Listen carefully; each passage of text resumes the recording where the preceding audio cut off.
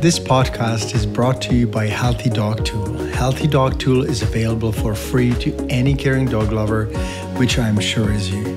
If you want to keep your dog healthy and if you are looking for a solution to your best friend's health challenges, Healthy Dog Tool will help you custom select relevant articles, courses, learning, and supplements that are best suited for your dog.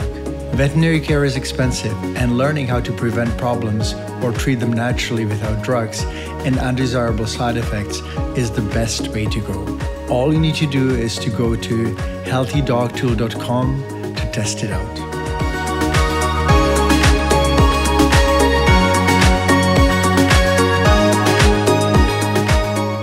Hello, my dog lovers and other folks. This is Dr. Peter Dobias, and you're listening to Not Just About Dogs.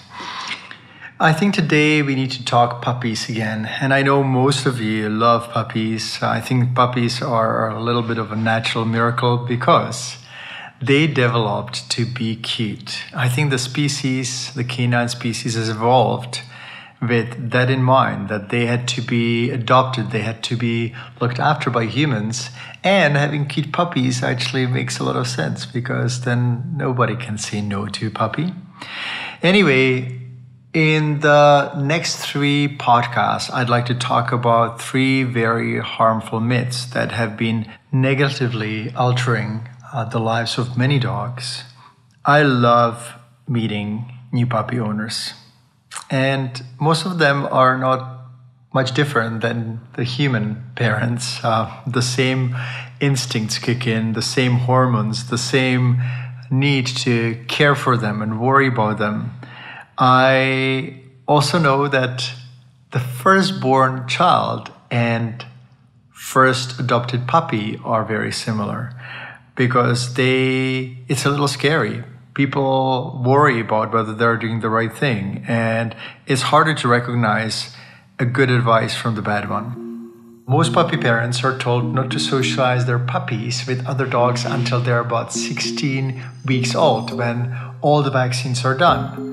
But this is an equivalent of an 8-year-old child. Imagine that someone would tell you that your child cannot play with other kids, other children, until they're 8 years old. Obviously, there would be problems. I hear so many veterinarians and also dog lovers object, but puppies can get serious diseases like distemper, parvo, and they must not see other dogs until they're fully vaccinated. But is this really true? Similar to children, dogs need to be socialized early to be well adjusted, less fearful or aggressive. And for some, this may be a real dilemma because common sense tells them that dogs should see other dogs and puppies should see other puppies. And at the same time, they're being told that their puppy should not see other dogs.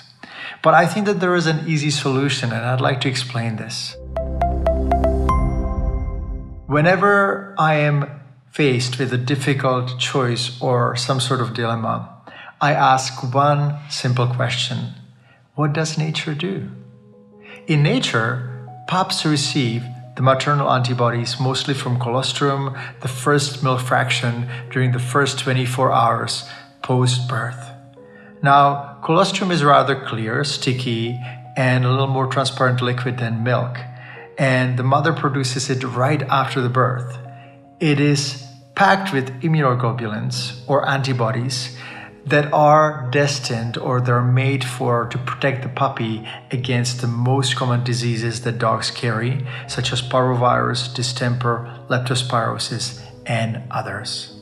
There are other diseases that dogs are often vaccinated against, such as parainfluenza, canine coronavirus, which is not the COVID one, and infectious tracheobronchitis or kennel cough.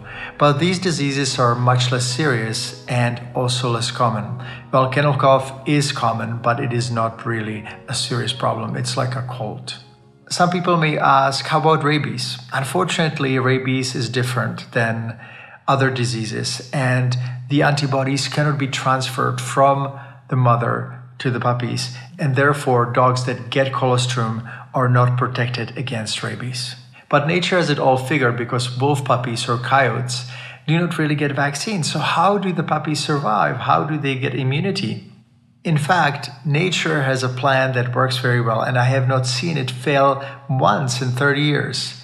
This is why I feel super comfortable to give you a suggestion that will allow you to socialize your puppy as early as 8 or 12 weeks of age. I hear some people saying, but my veterinarian says that I have to do all 3 sets of vaccines. Are they wrong or not? I don't necessarily like using the word wrong because wrong is a strong word. I would say everyone has a slightly different opinion. Maybe people have been misinformed and veterinarians have been miseducated. Are you wondering by whom? Well, they're vaccine companies who educate the students and also the teachers. And unfortunately, teachers don't often question motives of vaccine manufacturers enough. For them, the ultimate goal is to sell the most vaccines possible, and they have a long history of exaggerating the number of vaccines needed to keep our dogs immune. Now, for decades, we've been told that dogs need yearly boosters until fairly recently, when researchers confirmed that dogs maintain antibodies or protection for many years post-vaccination. In fact, some of these antibodies last for a lifetime, and if not lifetime, quite a few years. So all you need to do is to just follow the money and the picture is really clear.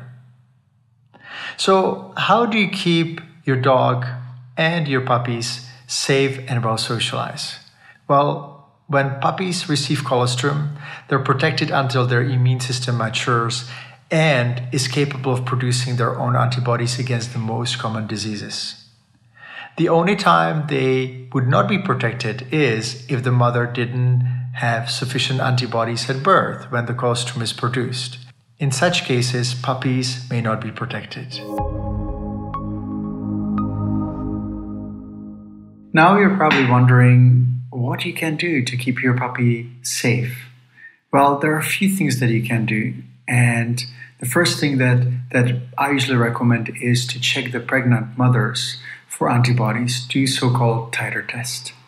Now, if you do have access to the mother, you can do that anytime during the pregnancy or shortly after birth to find out whether the antibody levels are present. Now, if the antibodies are positive, then it's very likely that the mother will pass the antibodies on to the puppy, especially when they get the first 24 hours colostrum. And most puppies do. It would be very rare that puppies would not get the first feeding during the first 24 hours. Now, if you don't have the information available, don't worry, because there is another step that you can do or take. You can check your puppy's antibody levels at the age of 12 weeks. Now, I don't really like to take blood samples from puppies that are 8 weeks or younger than 12 weeks. It's a little too traumatic for them, and it's not necessary because most puppies are protected by the colostrum from the mother. Now, at 12 weeks, you can check the titer test or collect blood sample and run the antibody test. And if it's positive, that's the time you start actually taking your puppy to moderately dog-dense places. I don't necessarily mean dog parks, but trails and other places where there are a few dogs. Your puppy can have a play session and the immune system can start learning about the pathogens while it is protected by the maternal antibodies. Now, if anyone objects to this, I have only one answer. Nature knows the best. And this is what would exactly happen in the natural settings. Puppies would not be isolated from adult dogs. They would be actually challenged, and they would gradually learn how to produce their own antibodies. Now, there's a possibility that the puppy will not have antibodies present. The titer test will come back negative. In those cases, you can give a vaccine at 12 weeks. And after that, I usually recommend checking another titer test a month later. Instead of giving a booster vaccine, most dogs are actually fine and they do not need another booster because they usually maintain their antibodies after just one vaccine. Now imagine, this is amazing. We are reducing the amount of chemicals, mercury, and not challenging the immune system as much. And at the same time, the antibodies are present. I recommend rechecking the titer test again at 5 months. It doesn't matter whether your dog was negative or positive or did get vaccines or not. At 5 months, it's another checkpoint. Again, if the antibodies are negative, you can vaccinate again. But if they're positive, then the next checkpoint is at 1 year. So I'm going to repeat this because it's super important. At 12 weeks, you run the first antibody test. If it's positive, you challenge your dog, socializing with other dogs and puppies on a moderately busy basis, no dog parks. And if your puppy is negative, then you vaccinate it at 12 weeks with just one vaccine. Now, you check the antibody test for the negative dog and vaccinated dog a month later. But for the positive dog, the dog that had or puppy that had positive sample at 12 weeks, I do not recommend checking anything until 5 months because it's very likely that the antibodies will actually persist. Now, the next checkpoint, once again, is at 1 year. And then after that is 2 years. And usually I see that dogs maintain the antibodies without further vaccination. So most of the time, dogs actually need either 0 vaccines to maintain distemper parvo protection, which is kind of bizarre, but it is true, and I've done it with both of my dogs and many times in the practice. Or worst case scenario, they get 1 or 2 vaccines. Now, this is quite different than what vaccine companies recommend. They tell us that puppies have to get vaccinated at 8 weeks, 12 weeks, and 16 weeks. Now, unfortunately, when they get vaccinated at 8 weeks, they will most likely become unprotected because the vaccine will neutralize the maternal antibodies. And this is the shocking discovery that I've made many years back. When I saw vaccinated puppies, I measured their antibody test. They usually were negative, and that's the scary part. So once again, the vaccine or the antigen, the virus or bacteria that the vaccine is made with, binds to the antibodies and neutralizes them. It's almost like it uses the antibodies, the vaccine uses the antibodies, and the puppies that are so young or this young cannot really make their own antibodies. So once again, do not vaccinate puppies at 6, 8 weeks. Do not vaccinate puppies before 12 weeks of age. This is really important for you to remember. And if anyone objects, you can either have an argument about the maternal antibodies and the protection from the mother, or just choose a different practitioner because this is proven by 30 years in practice. And I have never had this protocol fail. There's one caveat or note that I would like to make. Some practitioners try to distinguish between a protective titer and non-protective titer, meaning the level of antibodies, a quantitative evaluation of the antibodies. From my perspective and what I've seen in practice, when a puppy has antibodies, it doesn't really matter whether the titer is high or low. Usually they do respond to another viral challenge. So if the titer is positive, I would not be calling it low positive or high positive. It's just simply positive, and you will not need to vaccinate. Just a few minutes ago, I said that puppies should not be taken to dog parks. And the reason is not necessarily viral challenge or risk of infectious disease, but the fact that many puppies get tumbled and other dogs may be too rough or they scare it, and the socialization may not go as well as you imagine or as you wish. It happened to my dog, Sky, the first dog that I took him to a dog beach, and there was a really misbehaved dog that pinned him down and caused a lot of trauma to not only Sky but also myself. And I kind of blamed myself for this early trauma for the rest of Sky's life. So I try to usually take puppies to dog trails and places where they can play, but they're not too dense with dogs. In summary, puppies need the education too. They need to learn the ropes by receiving gentle, non-aggressive, but clear correction from other dogs. This may include posturing by other dogs, telling them off with some growling or gentle holding their scruff or the lip. But this is the necessary school that equals to the daycare in the human world for human children. So, the nature's transfer of immunity is really simple. If you think of wolves and coyotes, they would first be protected by the maternal antibodies, and eventually the immune system will learn how to produce its own antibodies and will take over somewhere between 12 to 20 weeks, roughly. So I know that I may have given you a few shockers. The first one, that some dogs that get vaccinated at 6 or 8 weeks become less immune than if they weren't vaccinated. And second, that some puppies can actually be fully immune for their lifetime without any vaccines. And this is something that vaccine companies do not necessarily want you to know, but it makes complete sense because in nature, puppies would be just exposed to other dogs while they're protected and they make their own antibodies. Now, the only exception is rabies, and I usually recommend vaccinating against rabies sometimes around 5 or 6 months. And you can also use a homeopathic treatment called Lysin 200C, Lyssin 200C, which will neutralize the negative side effects of rabies vaccine. Now, I know that some people speak against homeopathy. I've seen it being very helpful. I do not think that it's the only treatment that should be used in case of disease or problem, but it can be very helpful, and sometimes the changes are absolutely mind-blowing and very positive.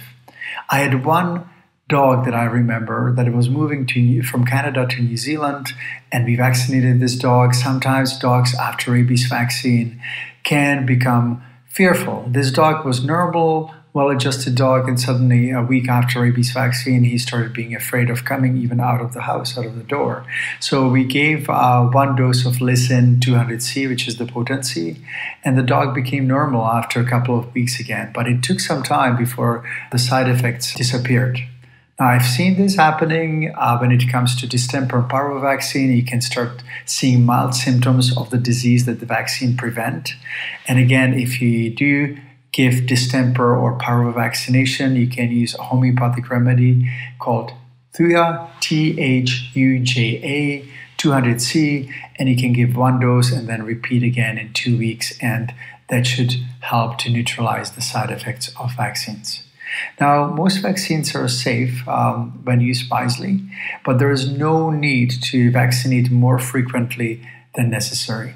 Now, the reason for that is that any vaccination is a foreign substance being injected in the body and bypassing the natural gateways of entry, such as mouth and the nose.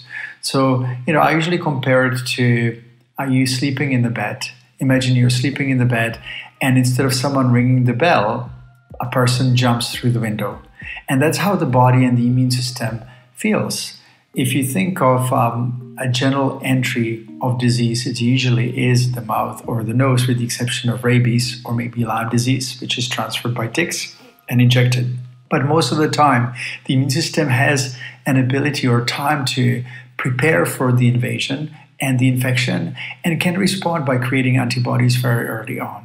So the vaccines can be a little bit of a shocker, especially when there are multivalent vaccines, the vaccines that have more than one antigen. I guess I should also talk about the common vaccine reactions. The most common vaccine reactions are allergic reactions or even anaphylactic shock, which is a very severe allergic reaction that can be life-threatening. If we see that your dog or puppy gets swollen right after vaccines, or even a few days after, you rush it to a veterinarian, and usually they administer some sort of antihistamine. I would recommend not giving your puppy steroid injections because they can affect the adrenal glands and the whole hormonal system even after 1 or 2 doses. So it's better using antihistamine and let the puppy be monitored by your veterinarian for a few hours, and usually the swelling goes down. Now, the other more severe side effects would be autoimmune disease such as anemia or platelet deficiency or destruction of the platelets. This happens when the body's immune system starts overreacting and starts creating antibodies against its own cells. That can happen when we give repeated vaccines. Some puppies, by the time they're 16 weeks old, they get 20 plus antigens, vaccines against 20 plus diseases. And it's a lot for the immune system. It's a situation that is very unnatural. In those cases, sometimes the immune system gets overreactive, and hemolytic anemia or platelet deficiency can happen. So the body does attack its own blood cells as an error in the whole process of immunity. Tumors at vaccination sites are more common in cats than dogs, but they still happen. the immune system also can get suppressed and compromised if it does have a lot to do, if there are 20 antigens given within very short period of 2 months or so. The immune system sometimes get depressed and suppressed, and we may start seeing early signs of cancer. This is not very common, but some of the side effects can last or can show up later in the life, and nobody can really prove if it is related to vaccines or not. That's why I usually say let's act on the side of caution and minimize these substances to whatever it takes to create good immunity without vaccinating too often. Organ disease is another possible side effect. I have seen vaccines mimicking or causing symptoms of the disease that are supposed to prevent. It's not necessarily full-blown disease, but it may affect organ function and the whole body. Skin irritation and rashes are very common. Again, allergic reactions as a result of a reaction of the immune system, sometimes chronic digestive issues, diarrhea. I saw one little dachshund, many years back that stopped eating right after vaccination. And the new clients came about a year later complaining that the dog is not eating and that there was a sudden change after vaccines. And we just gave 1 dose of Thuya, the homeopathic remedy that I mentioned, and the dog started eating really well again. So there was, those are situations where there's no question that treatment, including homeopathic remedies, works. And I've seen that over and over and over. Now, I'm telling you this, I have nothing to gain from. I do not sell homeopathic remedies. I do not vaccinate dogs myself. After 30 years, I am no longer in practice, and I decided to just share this information with you because I think it's super important to empower you and make sure that you will be able to make the best decisions for your dog and take the route of least regret. Some people ask me, well, could vaccination be seen as natural? I do not think so, and the reason is very simple. I mentioned the bypass of the natural entryways, the mouth and the nose. Vaccines cannot be seen as natural because they're injected directly. So what vaccines does your puppy or adult dog need? The vaccines that I would consider if the antibody test is negative would be distemper, parvovirus, leptospirosis only if it's common in your area, and also rabies if it is present in your area. The vaccines that I would avoid or I consider unnecessary would be adenovirus, parainfluenza, and coronavirus, which is different than the COVID virus. The vaccines that should be avoided at any cost is Lyme disease vaccine because I've seen that cause symptoms of joint inflammation, arthritis, and I saw puppies that would be maybe 1 or 1.5 year old, and they would already have arthritic changes around their spine. And I think that vaccine has not been approved in people because it's considered unsafe. Bordetella or kennel cough is one of the most controversial vaccines, mainly because it's requested for boarding and sometimes for veterinary clinic visits. However, kennel cough is just a common cold of dogs, and usually it's self-limiting and it doesn't require any treatment, and complications are very rare. It's very similar to a cold. If you have a complication of a cold, I guess it can happen, but it would be very seldom. There's one more thing that I'd like to talk to you about, and that is how to navigate this whole issue with your veterinarian. Whenever I give the above information and suggestion to dog lovers, they often comment that it is difficult to oppose or disagree with the veterinarian because they just feel judged. I understand this because the old approach to immunity is very much ingrained in the current veterinary medical system. I suggest that you remember that you are your dog's legal guardian, that you have your dog's life and health in your hands, and that you should go the route of least regret. I know it's sometimes unpleasant to challenge an authority or doctor who has years of education, but to be honest, I think that most vets don't mind to be challenged. I never minded to be challenged if I knew that it was coming from a good place. I am not here to tell you what to do, nor is your veterinarian. You're the decision maker, and the only thing that you need is information that makes sense to you. No matter what, medicine and disease prevention should always be about keeping your dog safe while minimizing the negative effects of drugs and vaccines. It is the best way to keep your dog healthy for many years to come, and it is the root of least regret. If you have any questions, you can always go to our website at peterdobias.com. You can also contact us through the website, and make sure that you use the blog, because there is a lot of articles and information that will make you feel more secure in your decision making, and most of all, will help you keep your dog healthy for many years to come.